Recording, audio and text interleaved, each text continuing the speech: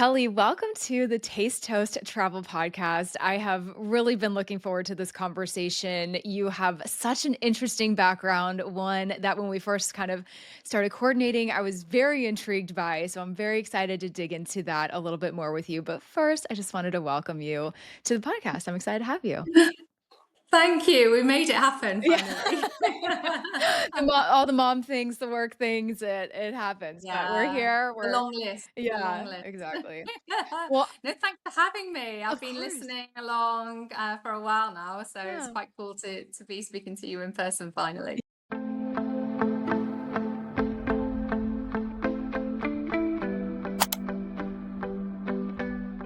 Yeah. Well, I truly your work and your experience and just everything that you have done, which I will let you tell us a little bit about in a second without revealing too much, really just felt so aligned to what we talk about here. And you've worked in such interesting and kind of dynamic fields, and you still currently do. And again, we'll dig into all of that too. But you've also just done some really amazing extensive traveling that I also want to get into today because that's what everyone here listening has got a little bit of the travel bug to some extent. So yeah, I'm really excited to dig into that, live vicariously through you and all the places that you've been that we Absolutely. can talk about. I've been doing it for 25 years now. I've been in the luxury travel industry, should I say, Yeah. for 25 years now. So, so I've done quite a lot. I started out at 18. Wow. I went straight in. I was actually really lucky because I worked for one of the leading tour operators in the UK, Wow. and I completely fell on my feet with a role there. And they were incredible at training me and getting me out, seeing all of these beautiful properties all around the world. It was really the best of the best, and if I'm honest, it got to a point where it was real champagne taste and Yeah. lemonade money kind of It kind vibe, of ruins and you I for was rolling anything. on. But it was a great start to the career to from anything from over in the Caribbean across Europe, and I spent a lot of time going east, really, Mm, so beautiful. the Middle East, Indian Ocean, Far East, quite a lot. Wow. And then I left the luxury side and went backpacking for 2 years straight after Those are on the back of two that. very opposite ends of the spectrum. Complete opposite. That was what, but I loved it because it opened my eyes to real adventure Yeah. rather than this, white gloved, Super handheld. curated. Yeah. And as much as I love being in the luxury sector today, is glorious. Yeah. There is something about putting on a backpack and really meeting the people and slowing everything down. Mhm. So quick. We live busy lives and people are rushing around and wanting to, they have giant bucket lists and desperate to travel and pack in as much as they possibly can. Mhm. And so the beauty of the backpacking is literally just slowing it down, obviously not having half as much money either. Yeah. You know, I was on the road for 2 years traveling the world, so it was quite something Oh my actually. god, what, I can't even think of the word, adjustment? What a from the luxury. Let's talk about sort of the luxury piece of this really quick. So, remind me again, how long were you in that space before going into the backpacking? Let's start there. Yeah, so did 8 years Okay, not of specifically. the glorious jet setting here, there, and everywhere. We were always The idea was, until you'd had that first-hand experience, how can you sell it well to your customers? Sure. So you wanted to go out and have these incredible experiences. And the hoteliers were always offering beautiful dining Mhm. experiences and spa treatments and so on, because they wanted to showcase their properties. Sure. So you would obviously go to all of these various hotels and have these incredible experiences so that you could come back and then promote it, with that first-hand knowledge, and you Right. cannot beat it. So Mhm. yes, I did that before the travel, Mm. and then when I came back from the 2 years, I then started working for hotel groups. Okay. So like in sales and marketing roles with various hotel groups. So for example, one of them was the Leela Palaces in India. So I Mm. was flying back to India pretty much quarterly and experiencing taking groups out with me and doing the opposite as to what I was doing for the 8 years previous. Yeah. So before, whereas the tour operator, as the buyer, now I became kind of the seller essentially and promoting luxury hotels. So yeah, so I worked for various hotel groups. I worked for Kempinski as well Okay. for many years, and then some representation roles. And it was actually the last representation role that I did. So this was just before COVID, Mm, and I was working for this brilliant brand called Ambient. okay. And Ambient have got lodges in Africa. I think it was about 26 that they're on, something like that now. And they've got one in Bhutan, and they've got one in Chile, Vera Wow. as well in Chile. And so I was going out to these lodges, and I just noticed that there was a very different vibe to these lodges as to what I'd previously experienced in luxury Mhm. travel. And this was the giving back, like the Mm. genuine giving back. So essentially, guests would go and stay, and you're paying, a couple of thousand a night easily to go and stay in these beautiful lodges, but a lot of the money was going back into conservation work and into the Mm. community, and it was so enriching, Wow. and just really overwhelming, because there's not enough companies, in my opinion, that are putting people and planet before Oh, profits. yeah. Yes, you have to be profitable to have a business, but there's hardly anything that's actually genuinely going back into communities and conservation. So, and Yeah. it kind of gave me the idea to start my own business. But then COVID happened, Mhm. and I thought, oh, I've got a business idea here, but this is obviously, the industry's on its knees right now, Yeah. not the right time to start a travel company. So I went to university instead and studied for 3 years. It was a bonkers time, if I'm honest, because at that point, I had a toddler I and was a gonna newborn. say, yeah, oh my god, I don't know Yeah, how you did it. it was crazy. I look back now and think you were mad Mental, to do yeah. that. You just think, at least when we come out of COVID, whatever that looks like, because when we were in it, we didn't know how long we were going to be Right, in yeah, so surreal. that. So I just thought, just bite the bullet. This is an opportunity to go and educate yourself. Yeah. So yeah, so I went for it. So I was on maternity leave, and COVID was happening, lockdown. But yeah, so I went to uni for 3 years, and really wanted to focus on what is the future of luxury travel? Where are we going Yeah. on this journey? So What did you study specifically at university then in those 3 years? So the overarching degree was business and marketing, Okay, okay, I have that too. but Cool. then within that, I delved into a lot around sustainability, Okay. ethos, values, and so always thinking in mind, oh, that you've got a business idea. So how can you apply your learning Mhm. to your business, Sure. essentially? Yeah. So yeah, it was cool, hard work, but I'm Yeah. so proud of myself for doing As it. you should be, yeah.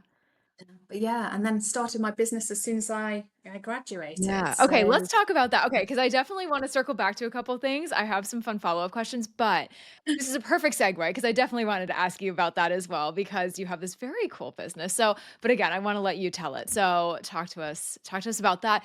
The business itself, but then just what inspired you. I mean, it sounds like a lot of your expertise and your experience inspired you to create this, but just talk through that process yeah, a little bit.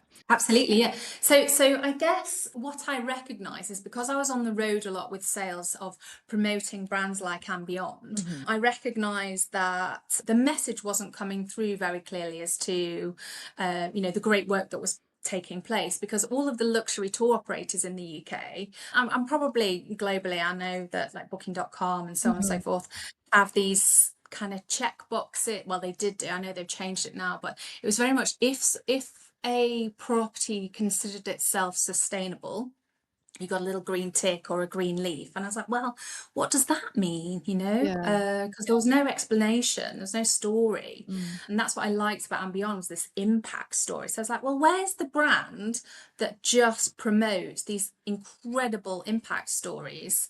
And there was no real travel brand Mhm. in the UK that just focused on that. There was elements of it, but nothing that was exclusively promoting hotels that were essentially for the greater good. Okay. So I thought, well, why don't I do it? So that's what I did. So I started Aru a couple of years ago now. So Aru means the heavenly paradise. That's fun. So it's all about doing well today for a better life tomorrow, I essentially. love that. And so I work really hard at finding hotels all across the world that are making a difference. So not there's no compromise in luxury. Mhm. It elevates luxury. So Mhm. it's like an added value. So it's not this kind of eco cold showers, no linen change kind of thing. It's about it elevates it. Yes, there's water conservation, and yes, there's perhaps green energy, and but there's also uh, community work that takes Mhm. place where in some countries they might be supporting women, for example, that aren't able to have thriving careers, and they're in their local, in their villages that need the support. And so there's hotels that support these I women love that. and give them their own income, essentially, from whatever it is that they're able to make. Or we have hotels that go into villages and help to teach English for a couple of hours a week, for children, and or they have their own organic gardens, which is glorious side. When you think about Oh, yeah. food provenance, to have that real farm to table experience Mhm. is unbeatable, in my opinion. So Yeah. yeah, so it's finding all of these special hotels around the world that are not only deliver well on quality of service and standards, but do go above and beyond. And I think that's really challenging to do in the industry, Yeah. because a lot is tokenism. When you start trying to pick through the detail, Mhm. you realize there's not actually that much going on. That turning down the temperature of the pool, yes, it helps a little bit, but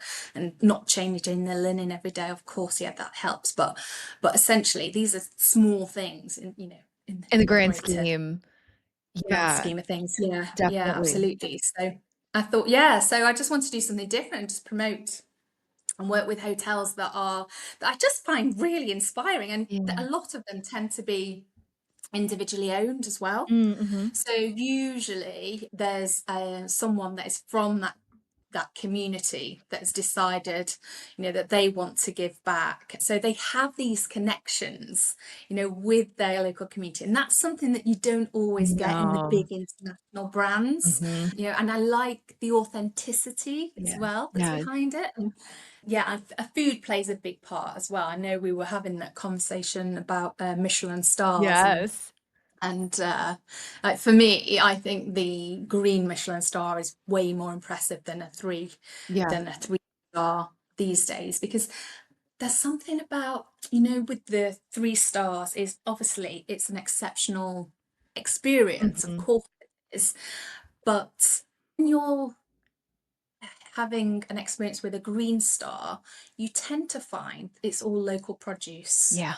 because they want to keep the emissions, as the footprint as small as possible, and the Mhm. profit behind the food is phenomenal. And Yeah. actually, so my husband's a massive foodie, and we had a dining experience. It was a 2 Michelin star restaurant with a green star Ooh. as well, and it was quite funny. So I went for the full-on plant-based menu. I didn't have alcohol. I had the drinks pairing flight, but it was non-alcoholic.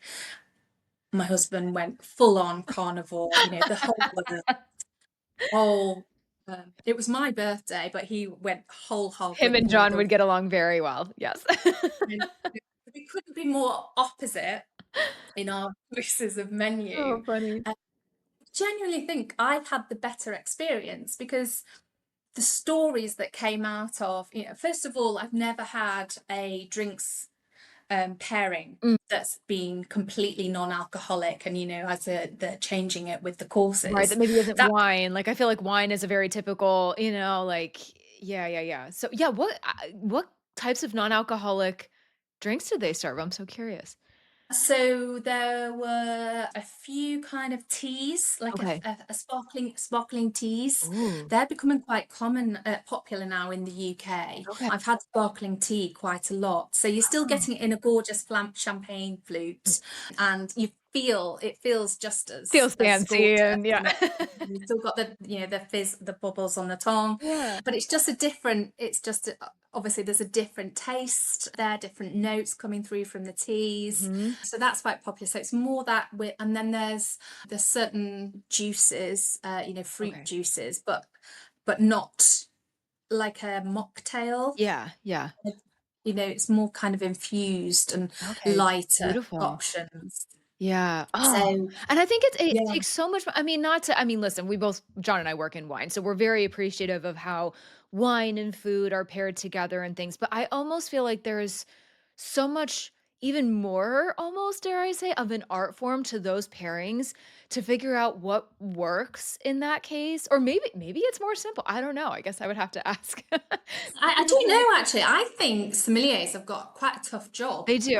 They do. I mean, they always blow my mind anyway when Yeah. when you go into these gorgeous restaurants. Yeah. But I think it's the next level, Yeah. as you know, when you get the right wine with the right food, Oh, the taste is magical. unbelievable. Yeah. So to be able to try and do that with something that is, not wine, Yeah. or could be a non-alcoholic wine, Right. I guess, Right. then and that's double the effort, Yeah.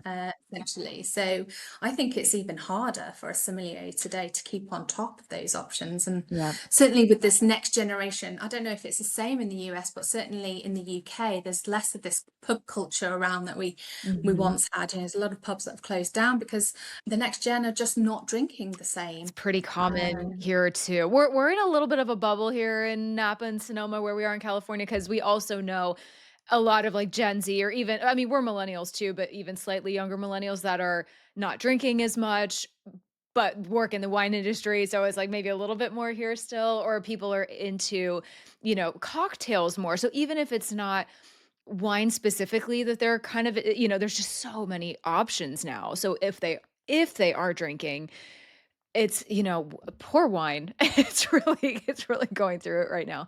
But yeah, we're definitely seeing less of that drinking culture here too, or, the sober curious as it's known. And yeah. um, So, would yeah. you, out of interest, would you or John ever go for a non-alcoholic pairing for dinner, or would you have complete FOMO of that? I'll be so honest, we'd probably have FOMO of the wine. Working in the industry as we do, and just we just love cocktails. But I'll be honest with you, I mean, when I, was pregnant with our daughter and couldn't drink, there were definitely times where I was like, I want to feel included. I want like a good mocktail or something. But we are a little bit jaded, I feel like, working in this industry because there's just something that you can and it's not even the alcohol, it's just what wine is, where, like, with the non-alcoholic version, it kind of, like, lost something for me, or maybe it just wasn't done very well, depending Maybe on, it's not refined. Maybe it's not being refined enough. So, Yeah, so I in think some I places, I experienced do a think. little of that, so I was like, "Oh, I'll just have water. This is no fun." Like, you know? So again, it wasn't even the Actually, getting drunk part, it wasn't even that, it's just there was just yeah. something missing a little bit, but we're such winos that, like, I'm probably not a good person to ask. But I will say, I would be curious, purely from, like, an experiential, like, cultural perspective, to go to, for example, a 2 Michelin star restaurant, or even if it wasn't Michelin starred, whatever, and do a unique pairing like that, because not everyone does. And I personally, John might still do the wine, but like then like I'll just have some of his. It's fine. But I like it being a little bit out of the box like that, and not something that you Yeah. can. And from a health perspective, of course, it's better. So who doesn't love that? But yeah, just to say like I tried something different, and how many people can say they did that? So yeah, in the right Yeah, setting, it is. I It is. would. It is different. Yeah, I mean, you could say my husband will always go for the Yeah. complete wine flight, Fair but enough. then I can't handle that level of Yeah, wine with my dinner, to it'll be be a honest. lot. So I will often go, I'll skip this and just have occasional Yeah, glass, but I'll always give his a try so that I'm actually getting the best flavors. So I'm not teetotal or anything. yeah, It's just that I just don't feel the need. I think there's more sophisticated options coming through, Yes. and the quality of non-alcoholic wines is really coming through too. And there's something quite nice. I don't know if it's part being a mother as well, and I know that I've not had a, if anything was to happen, I could get in the car and Yeah. drive. So I'm definitely more We responsible feel since that I'm too. Well, my drinking habit, to talk about motherhood for just a quick second, my drinking habits have definitely changed. I was not a massive drinker before, and it's so funny, everyone, because we work in the wine industry, they're like, "Oh, you must be going to wineries every weekend and really taking advantage." We're like, it's actually quite the opposite. You almost kinda don't always want that, even if it's, like, available to you. There's sometimes where I'm like, "I feel like we should be taking more advantage of this," but that's a factor, certainly, just responsibility. If we, do have our daughter in the car, we're gonna drive or something, or one of us just completely won't drink that night or whatever. But I found that even health-wise, I feel better. I don't, even if I were to have, like, a glass or something during the week, there's sometimes where I'm just like, "It's a little heavy. I don't really feel like I need it." Or maybe wine is just not the thing I would want, but then I'm just like, "I don't really know what else I would want." So, it's interesting.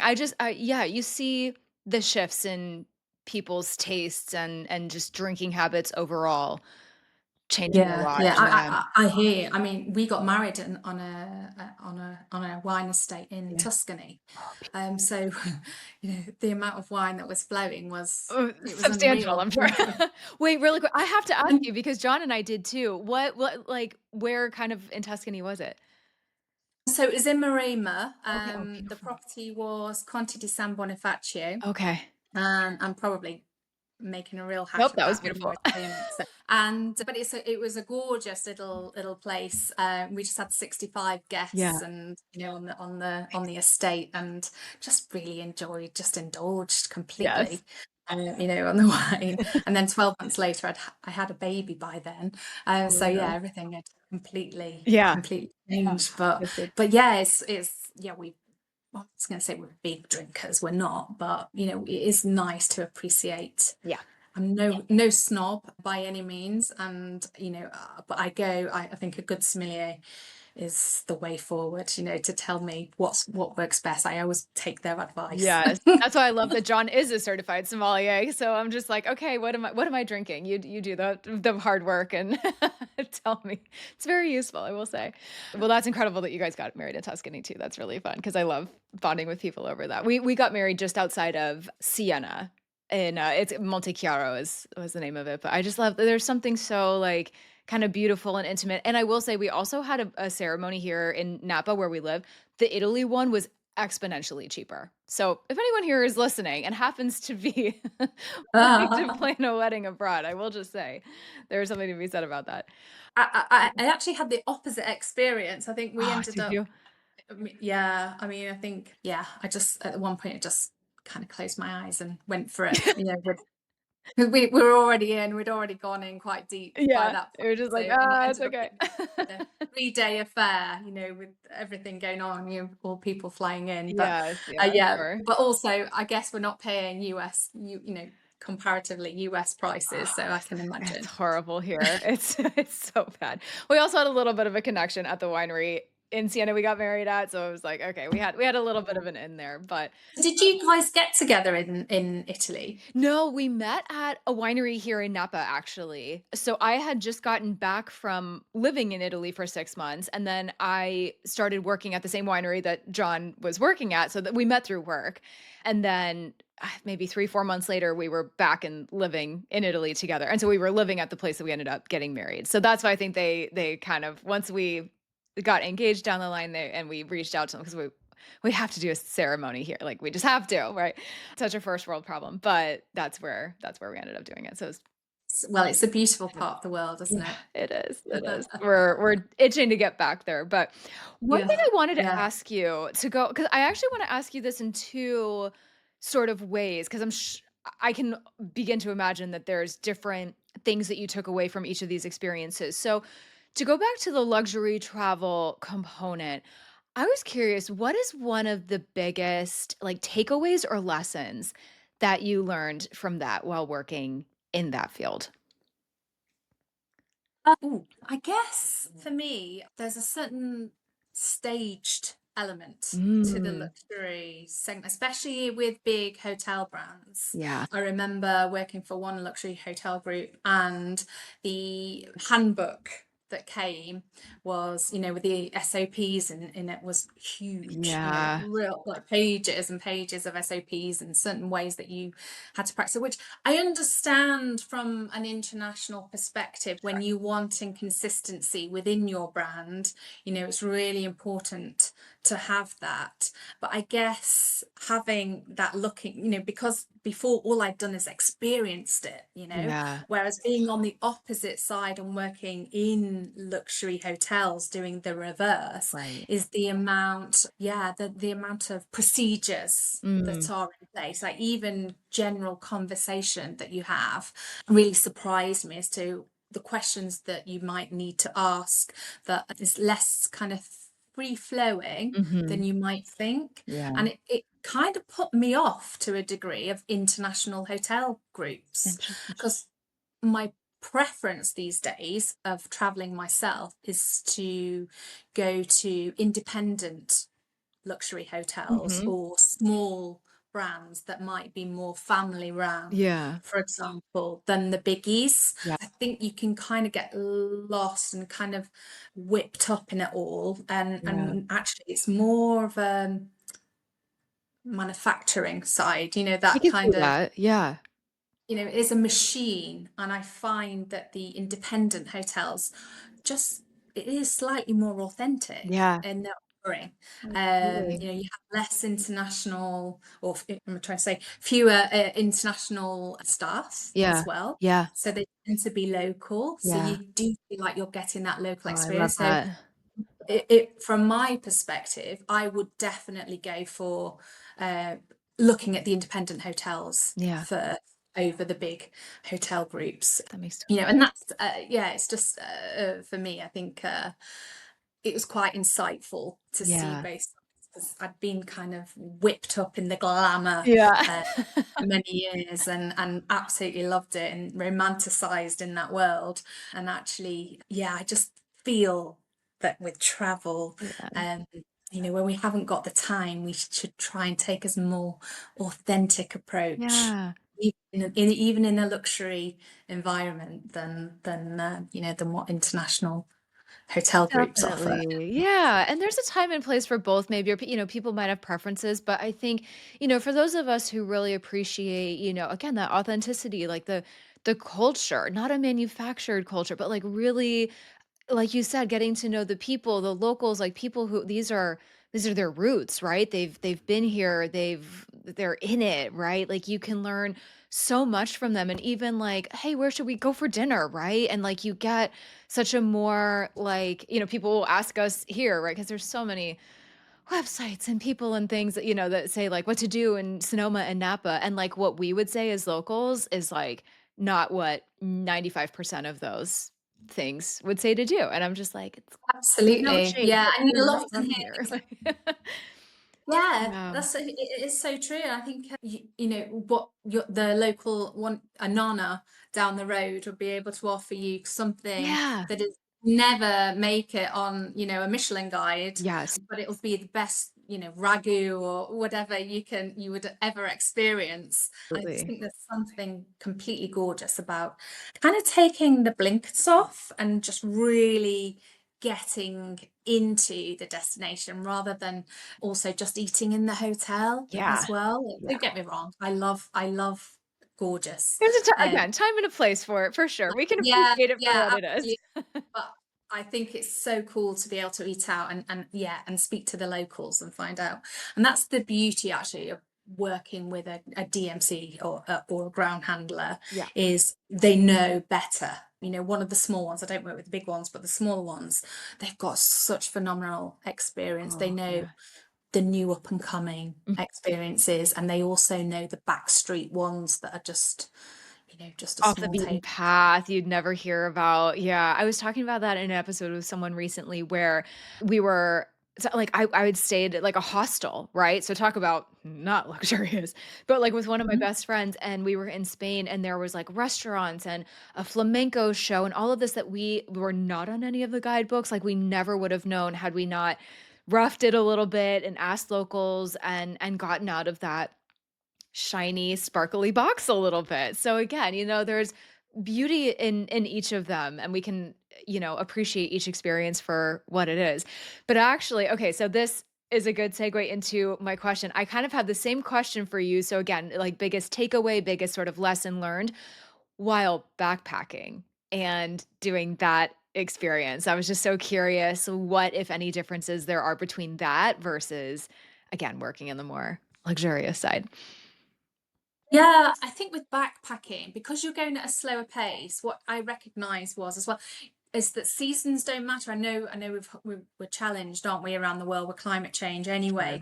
Sure. But seasons don't matter as much when you're backpacking Yeah. because you tend to have the slowness, Yeah. also have the opportunity to pivot. Mhm. Uh, and you're way more agile, I think, with your journey and to be able to make decisions based on what locals have told you rather than certainly in my from my experience it was still the Lonely Planets. Yeah. There were no smart, in fact, I think the first iPhone had come out when I went backpacking, so I didn't have one, Right. so we were still using the internet cafes and Amazing. that kind of thing. Yeah. Lonely Planet books, whereas now obviously everything is GPT or Yeah. whatever. And so then you heavily relied on other people, and something that you do, I think, find more so is trust. You're very aware of your surroundings when you're backpacking because you have all these belongings with you and you want to explore, and there's a slight vulnerability, so I think your senses are heightened Yeah. and you're able to identify who you can trust and cannot a little bit better. Yeah. Whereas the luxury side, everything you don't I guess you don't have to do that because you've got, you're escorted around and so on and Mhm. so forth. So it is very, very different. But yeah, Yeah. I think being a backpacker, it takes you on journeys that you would never had. Some of my best memories in the whole of my 25 years come from those 2 years of backpacking, I bet. because you have to put yourself out there, because Yeah. the first year I was traveling with my best friend and then the second year I traveled by myself.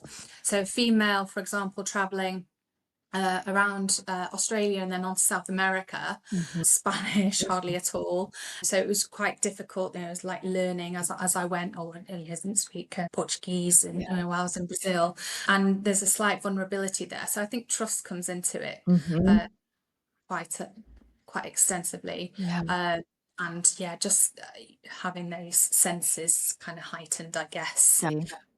But yeah, my best experiences of travel still come from those Those backpacker Yeah, isn't that backpack. interesting? I feel like, yeah, I've worked in corporate environments as well, I still even do actually in this current moment, but I worked for, like, Gap, like, the clothing company Gap for 8 years, and it's so interesting. There's things I appreciate about that, right? In terms like you mentioned, like, SOPs and, like, how certain things work in the business and all that. It's very valuable, and it's really interesting, and there's, like, some analytical things behind that can be very interesting to kind of learn about and cling on to. But there's just I've had many people on this podcast now who have like done solo traveling and myself included, and that changes your life. That will, there's something to be said that's great about learning all like the intellectual stuff, right? But being challenged in that way and challenging ourselves and the world challenging us and all of these things and putting ourselves in maybe even some questionable situations, whether on purpose or not, sometimes is very humbling. But it's so eye-opening, and I still those are, like, the things I cling on to, and I think back on, and, I'm proud of myself for problem solving and figuring things out, and I feel like you can sometimes tell when Absolutely. people in Yeah, similar because situations are not, and it helps build our resilience a little bit and just have a more global mindset, right? And it really just kinda puts you more in your place a little perspective. bit in a very good way, but Absolutely.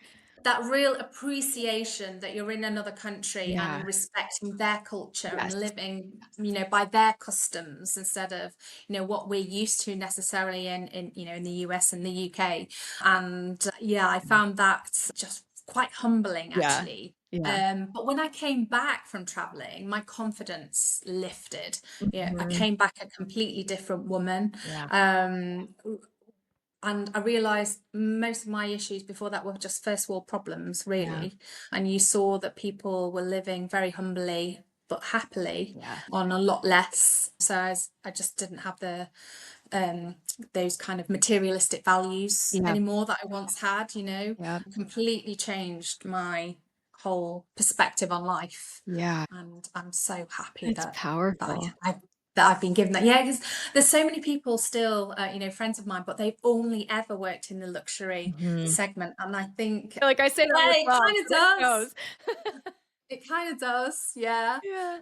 You know, We're a little and then, jaded, I get it. I'm just like, "Hey, when you're around the finer things in life, it's hard to it's beautiful, and there's a lot of comfort around that, but, there's also something I think to be said about the grit and the discomfort, you know, it's just like, "Oh, yeah, this might be a little out of my comfort zone, but, like, wow, my eyes are open," and there's so much, like I think especially with social media and things nowadays too, there's a lot of pressure to mm, be a certain way or have certain things or whatever. And when you, I think, can kind of we can get ourselves out of that a little bit and see how other people are living. And again, I keep humbling as like my word of the day, but be exposed to that. It's like, oh, I don't know that I need all that. It's kind of a bit of a release. It's kind of beautiful. It's like, wow, okay, like I'm good actually. Like, that's right, and you yeah, realise that you don't need all of these extras, yeah, they're nice to fully. You've haves. got They're not yeah, must that's right, and but I think you appreciate them a lot more Yeah, because you recognise that you don't need,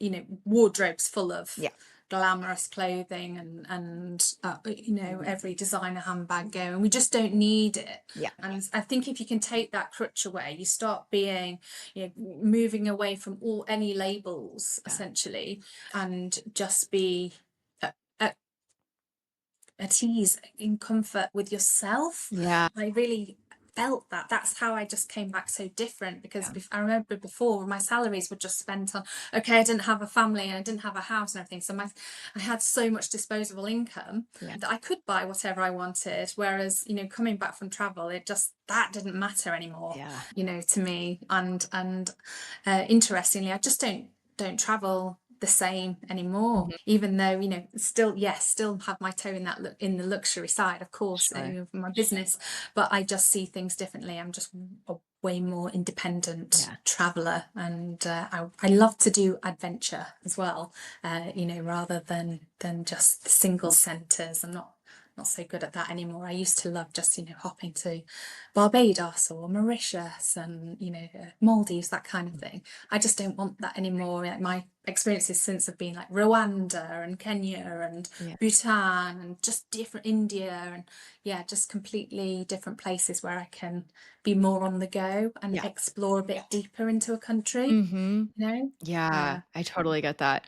Okay, this is also a good kind of segue into my last couple questions here for you in terms of I love to sometimes ask what, your favorite place that you've been to, some favorites that you have or places and things that you would recommend in your extensive travels. So, what has been your favorite country that you visited? Do you have one?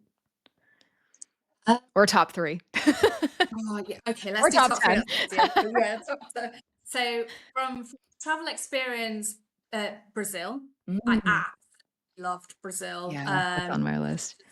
Blew me away, like all of the color Yeah, and you know, the vibe. There's just a cool samba hum that happens everywhere in yeah, Brazil. I love and yeah, it's absolutely gorgeous. so cool. Is up there. Thailand, I think I've been Mm, about 20 to Thailand. So yeah. that's um, yeah, one of my favorites. Bhutan, that was an incredible Mm. experience that Alex and I had. Actually, we conceived our second baby in Oh, Bhutan. that's Quite cool. exotic. We had the first one was Rwanda and the second one was Bhutan. That's amazing. Um, it's like exotic children, and but that was really special. That is a unique country, and I love Yeah, the way that they operate out there with having minimal impact when it yeah. comes to tourism. That's so cool. That's a Um, unique one. I like to ask this question occasionally when I can, and yeah, I haven't really heard that one before, and yeah, we need to add that yeah, to our list. it's special, and it Yeah. shouldn't be rushed either. Mhm. You need to take that one in. It's definitely not just a few nights. It's one that I would go for a couple of weeks and really enjoy it. And actually quite amazing. They do some really cool activities there, with white water rafting, but also they do this cool 1 day cycle race called the Tour of the Dragon. And it's one of the hardest races in the world. Oh my god. So you get these endurance cyclists, I guess, coming in, and they have to be there for quite a number of days before because of the altitude. Altitude, yeah. Yes, they have to train, because it's just one valley after the next Oh, in sounds town. But they exhausting. have this incredible, Tour of the Dragon race that takes place Wow. every year, which I think is really admirable. It's not something that I could ever do. I'd love to actually be there to watch it. Which It'd be witness it maybe. Yeah, like, I'll watch from afar, but yeah, good for you guys. Yeah. That's so cool. Okay, my last yeah. question for you, because we gotta touch on food. It sounds like you and your husband, you are foodies. Do you have a specific cuisine out of all of these places that you've been that you really enjoy, or even a favorite restaurant? Is there anything that kinda comes to mind? That probably why I've been to Thailand so many times, 'cause I love Thai food. Yeah, same. My husband loves Indian food, Okay. and but yeah, so it's if I'm a takeaway, we're always compromising on probably on those two, I so love it. who wins. Yeah. But yeah, I mean, we are foodies, so we've been really fortunate that we've booked restaurants like the Osteria Francescana in Modena, We which is just really talked about cool. that one. That's so cool that you mentioned that. Yeah. We Oh, were okay, yeah. So we had my husband's 40th there. Ah, That so was cool. cool. Oh my god, yeah, we just talked about Um, that's crazy. Of all the restaurants you could have mentioned, that's why, because we talked about that in our, like, Michelin star guide episode. Because there was, like, some things about the Michelin guide that, like, we kind of knew, but, like, didn't really know in terms of how they're rated and just like, qualifications? What am I trying to say? Like, what they look at in each restaurant and things. And Bacteria. we would just happen to be, there's many, as there's thousands depending on what star you're looking at, and that just happened to be one of the ones that came up that we highlighted out of 10 that we did. So that's so funny you mentioned that one. It looks Yeah. incredible. Yeah, it's a nice one. Yeah, we did Noma, which was Oh, yeah.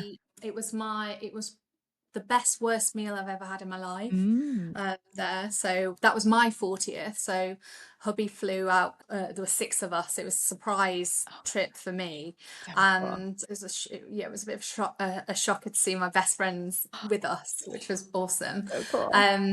But it was what I love my husband dearly, but he actually didn't look at what the menu choice was, and it was a complete. They switched the menu twice a year, Okay. and it was the last week, and it was quite heavy on the seafood, Uh-huh. and I'm not a massive seafood Oh person, but gosh. I think he was just so keen to get a table there that it He's didn't like, "I don't care." matter. So my one of my best friends is vegan, and another one is she's Oh. quite a fussy eater. So she's one of these that's no sauces, anything like that. Very simple food. And then me that I do eat some seafood, but I just don't eat loads. Yeah. And so we just got very drunk, if I'm honest, on it, because but we just kept laughing at the food because even the vegan choices it was everyone had this underlying element of seaweed, Oh, and I don't mind a bit of seaweed, but but, when like, you're doing, in I can't remember how moderation. many courses, it was like 10 courses or something, and they all had this similar taste, and we were just getting kind of drunker and drunker at the table because we weren't actually eating that much food because we weren't necessarily enjoying it Oh, from no. the three women. The three guys were just in their In element, heaven. laughing it up, drinking everything, eating everything. And it was just one of those meals that my friends were like, that was the worst meal I've ever had in my life. Makes for nothing if not a good memory, I guess, right? Yeah, exactly. Oh my Exactly. god. Oh, that's so funny. Oh, no. Yeah, it's one for the books, I'm sure, but yeah, lesson learned, right? If nothing else. At least for your husband. That's so funny. Oh, I love hearing your insights on that and just again, these places. I always just like I said, I love asking people that because the answers can sometimes be very similar, but oftentimes very different. But a lot of the times very off the beaten path places that you wouldn't sort of think to go. And so I love that. But as we wrap up, first of all, just thank you again so much for coming on and sharing all of your knowledge, your, again, just extensive experience in such different realms of travel and culture and immersing yourself in all of that. And if people want to follow along or get in touch with you or look into and learn more about Aru Collective, where can they find you? Oh, yeah. No, I've loved it. Thank you. I think I could talk for ages I know, same. on food, on food and, travel. It's really cool what you're doing. But yeah, if anyone wants to follow Aru, I have a hopefully inspiring newsletter that people can sign up to on our website. I'm quite active. I'm not too great on the old social media, but LinkedIn, I'm on quite a lot. I've got all my various hotel connections as well around the world on there, so that So keeps me cool. very busy. Yeah, but really probably through the website, anyone can give me a call or drop me a note at any time. And yeah, it's glorious to sell, these fantastic hotels and promote all what they're doing for the greater good. So I Yeah. love having the conversation. So if anyone wants to give me a call, I just have a natter. I'd love that. Yeah, you're so clearly so passionate about it. And as everyone, I hope everyone is to some extent, right? Like the future thinking and the sustainability and the community and all of it, it's so important. And I think it keeps us all connected. It keeps us healthy, planet Earth healthy, all the things. So I just love what you're doing. I think it's unique in a way and just really cool and very inspiring. So Oh, it's kind of you to yeah, say. Thank you. yeah. Thank you so much for the work that Yeah, you and do. I think the world's changing, and Yeah, we're all kind of making a difference in all of everything that we're buying, and lifestyle choices that we're making. And I definitely. think it's just it feels good to be Yeah, doing something well, essentially. absolutely. Yeah, Yeah. love it. Kelly, thank you so much again for your time today. It was such a pleasure talking to you.